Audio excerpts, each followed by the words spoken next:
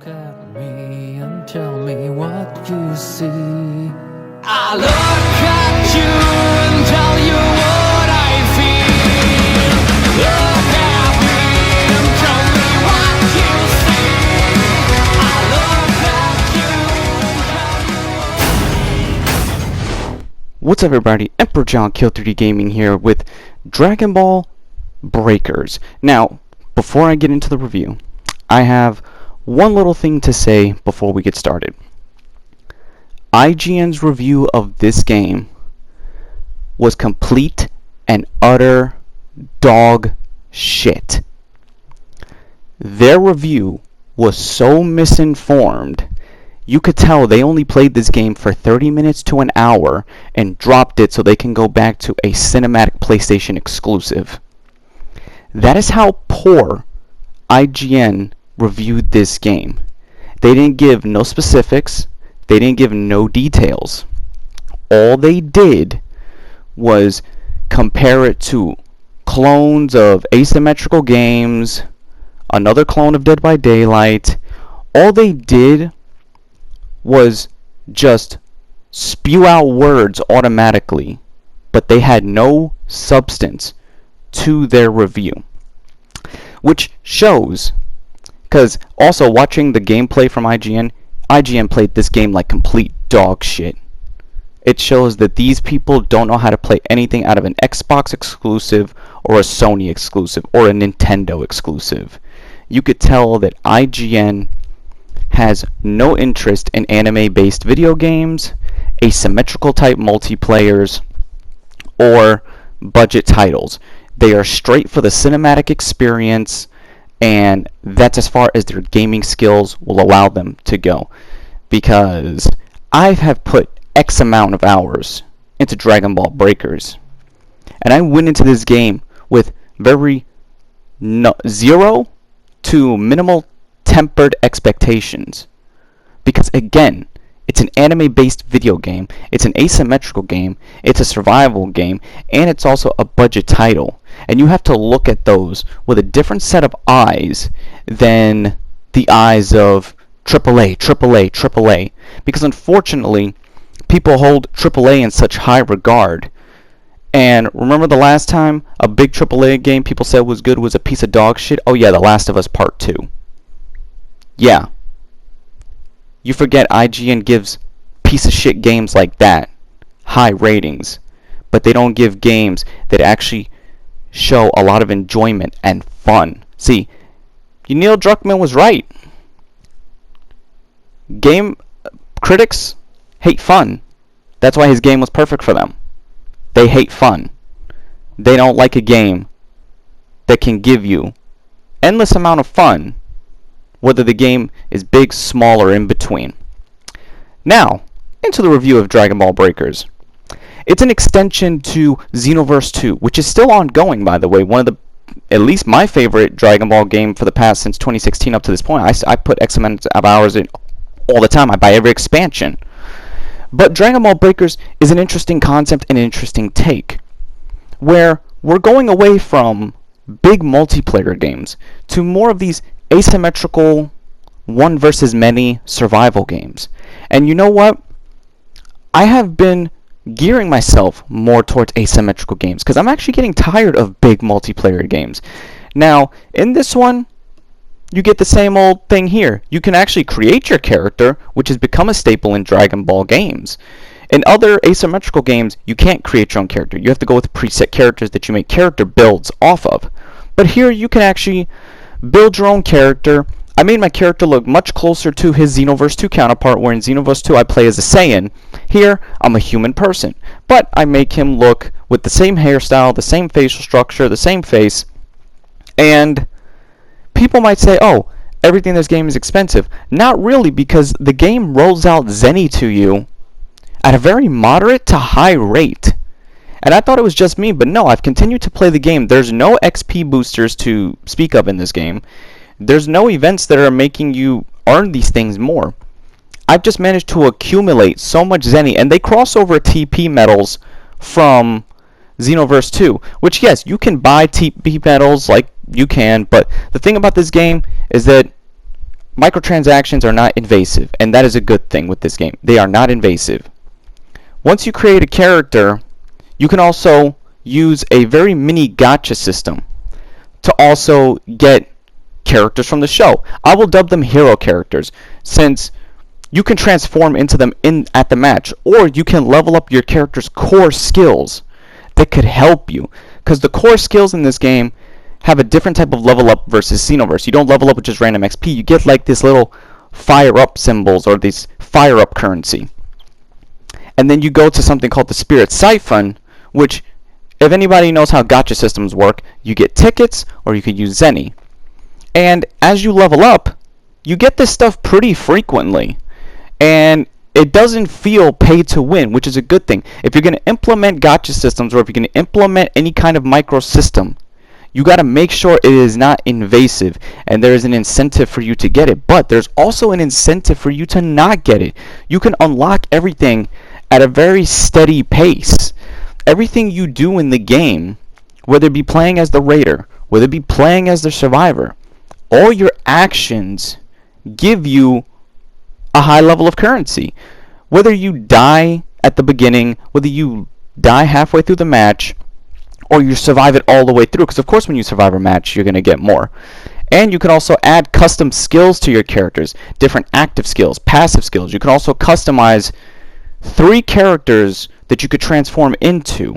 You could take 3 energy, or not energy, but hero orbs is what I'll call them, and you could transform into that specific Z character. Not turn into them all the way, but your body structure becomes that character and you get their powers. Where your face stays the same, you basically have the abilities and skills of that character. You can also customize your character with different accessories, different visuals, to at least stand out very distinct. And you could create a pretty solid looking character that looks different from other characters that you'll be running into when you play the mode. Also, the stamps in this game, you know how games have different stamps or emojis? People actually use that in this game to indicate whether they're in trouble, whether they have a Dragon Ball. If you don't choose to prefer a mic, you can use that to communicate. And people communicate with you very well in the game. It's easy to actually play by yourself and with a group. Also, when you play as the Raider, the Raiders are done very differently compared to playing in Xenoverse 2.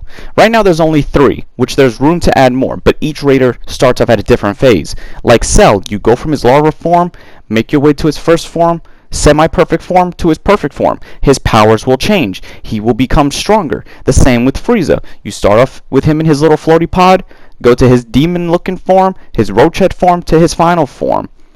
Every character has a different form of evolution that is tailored to them. And here's one thing that IGN left out, is that the match itself and the gameplay and the game actually changes when things like this happen. There is a fair chance for you to defeat the Raider, and there's also a fair chance for the Raider to defeat you. But the one thing that the Raider and the Survivor can do is collect the Dragon Balls. The Raider can only collect the Dragon Balls or a Dragon Radar, where the Survivor can collect all other items in the field. But if you play as the Raider, you also get your own set of level ups and skill trees, basically increasing your own character's passive abilities, active skills, super attacks, to help you basically kill everybody quicker. And so far I've had a lot of fun with the Raiders. I mean, personally, my favorite Raider is Frieza. I tried to use Boo. Boo is a little bit more complicated. Cell is very easy, where Frieza is somewhere in the middle. Cell is like an easy character for everyone to get in as the Raider. But so far, since this is a $30 title, right now there is only online matches. Of course, it's an online game. They have these things called episodes, which is so far the first episode is a prologue where Xenoverse 2 Trunks teaches you how to play this particular game and gives you an explanation, of course, of time manipulation, why these villains are here, or the converging of timelines that kind of explain how the levels are also a mishmash of different Dragon Ball locations. You can also practice by yourself, or you can practice with up to 7 of your friends. You could also play this game with your friends, and if you play it privately as well, you can also still level up. That's a good thing with these asymmetrical games, is even if you play it alone, like Friday the 13th, Dead by Daylight, etc., you can still level up and you could still have fun with your friends. So it's still very rewarding to go through. So now, let me explain the Raider gameplay. When you play as one of the Dragon Ball villains, whether it be Boo, Cell, or Frieza, you will start off in the first phase of that character. For Frieza, for example, again, because of IGN's dog shit review, they left out another key detail. Objectives change depending on the Raider. With Frieza, his objective is to not only kill everybody, but you can hunt for the 7 Dragon Balls. Now yes, every Raider can get the Dragon Balls, but for Frieza it's specific. Frieza goes around, if he kills certain survivors, he in fact questions them first before you finish them off to give you a Dragon Ball. So it's a chance you'll get a Dragon Ball, and there's a chance you will not. You can actually open up the red boxes that are in the world that sometimes will have a Dragon Ball. The environments are very destructible when you want to search. So as the match progresses, you start off with a level 1 with a base set of skills, and tied to the D-pad, you can basically scout for enemies, or you can send in Zarbon and Dodoria. And to correct IGN again on their dogshit review, the camera is very easy to control. It's not wonky or janky. In fact, you can control it very freely and fluidly. So as you transform as Frieza throughout the course of a match, you also gain another ability, which also this ability applies to all enemies in the game, but you get it when you first evolve, is the ability to destroy an entire area. So you could launch off a very powerful key attack or their ultimate to destroy an area to prevent players from accessing that area, accessing different items, potentially accessing a Dragon Ball, and accessing resources to call in the time machine. Because that is also one thing survivors can do, and you need to stop them, is prevent them from activating the time machine, where they can cause a temporal displacement that could basically get rid of you. Or you need to power up enough to be able to fight these people. Because sometimes if you destroy the time machine, enemy players will seek out the Dragon Balls, or they will power themselves up with the energy cubes to be able to combat you. And it can be very difficult, actually. If you're not a high enough level Raider, or if you don't get your Raider to at least level 3 or 4, these players can fight you back. The characters will jump you. And don't get me wrong, people say, oh, that's unfair. Well, no, when you're a super powered villain at either max rank, or if you're a high level character that's pretty good with a level 2 or a level 3 phase character, you can decimate everybody in the match if they don't coordinate to stop you.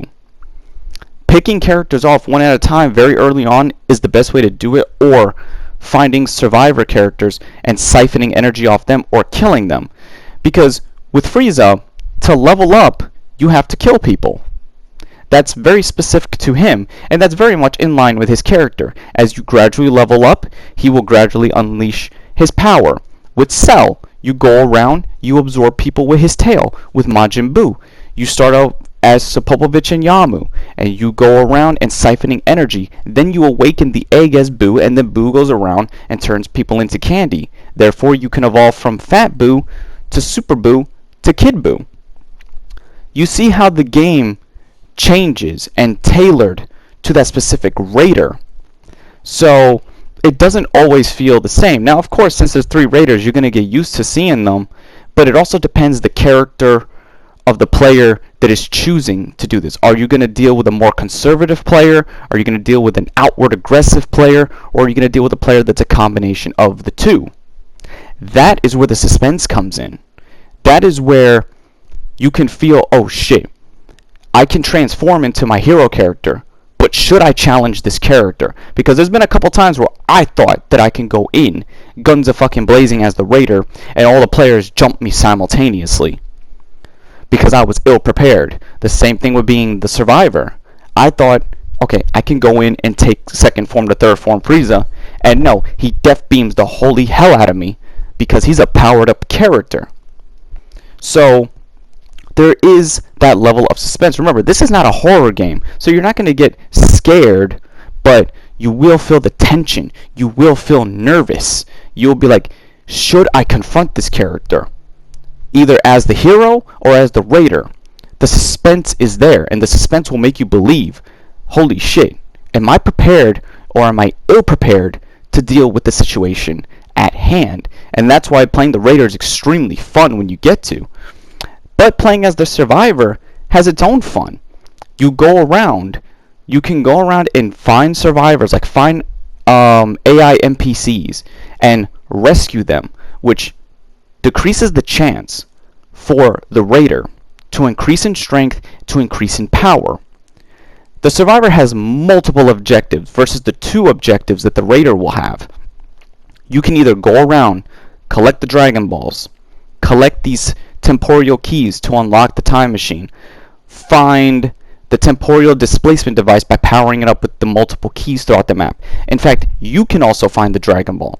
And for the Survivor who finds the Dragon Balls and collects all 7, you can power up your character permanently to level 4 throughout the match. Therefore, you will be a formidable foe to the Raider. So, if you have a pretty good solid team, whether you're playing with your friends or if you're playing with people online, you have a solid team. If you collect all the Dragon Balls, everybody powers up their character to grade 3, and if one of the characters gets a grade 4, you are guaranteed to be able to stop the enemy Raider. But until then, you need to avoid the enemy Raider. You have different abilities as well tied to your D-pad, being able to escape, grappling hooks, jumping pads, or you can get one escape attack like Kaioken, where you can just rush the enemy, punch them off of you, and just get the hell out of there. You can also pick up the Dragon Balls, and then there's different items specific to the Survivor. For example, you can pick up colas, which allow you to regain your energy. You could pick up rocket launchers to blast at the enemy Raider to back them off. One of my personal favorite items is Vegeta's gloves, because Vegeta's gloves allows you to shoot off a Gallic gun. You could pick up Zentu beans, where let's say if you go down instantly and you have Zentu beans in your inventory, you can instantly pick yourself up, or other player can instantly pick you up. You get a total of 2 times to go down. If you go down once, you get a timer, I believe it's 30 to 60 seconds, where your teammate can come get you and pick you up, whether with a Zentu bean or with a defibrillator. But if you go down a second time, you're permanently ousted. But then, here's another example. If you're facing someone like Super Boo, specifically Super Boo. If you face Super Boo and you go down, in fact, there's a chance where you'll get absorbed into his body, and it recreates the moment from the episode where Goku and Vegeta were inside Boo's body. You can in fact do that as well, and you can have a chance to fight your way out. So therefore, it changes the dynamic, and it changes what could happen. So there's a lot of variables that go into this, because right now there's only 3 Raiders, 3 maps, but heavy character customization for your character, which is good. The game is clearly going to get expanded as time goes on, and I hope it does, because this was an unexpected game for the price point. You could get it for $20 or the special edition for $30. Not a bad deal considering what you're getting here. That's a pretty solid value. And don't let any of IGN's dog trash review of this game tell you otherwise.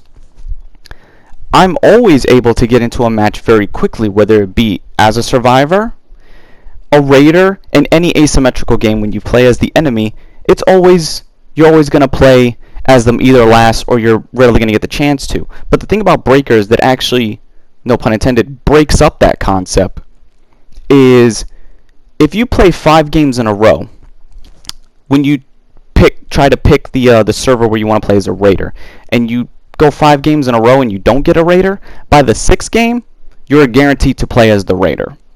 So that kind of does help it out, where you'll eventually get your chance to play as a Raider. So that's pretty much all I have to say. Dragon Ball Breakers was an unexpected game, to be honest. I mean, I was interested in it, but not so much, because I'm a fan of Xenoverse 2, and Xenoverse 2 continues to expand. But when I heard that Xenoverse 2 was going to have an offshoot game, I was a little skeptical. But after playing it for this many hours, seeing so far all that this game has to currently offer, for $20, this is not a bad value. It really is not. Special edition is $30. That just helps give you some extra currency and some extra tickets to just get you some clothes and character orbs that you could easily progress through the game and get. So, Dragon Ball Breakers, I do recommend it if you're a Dragon Ball fan. it's a fun game, it's a fun experience, and it's fun to have. I mean, I'm still playing it. I'm constantly getting matches after matches after matches, having a good time. So, what do you guys think of Dragon Ball Breakers? Have you played it? Are you interested in it? If not, let me know below. Anyway, this is Zipper John Kyo3 Gaming. Be sure to like, subscribe, favorite, and I'm going to get back to playing some more Dragon Ball Breakers. Take care, everyone.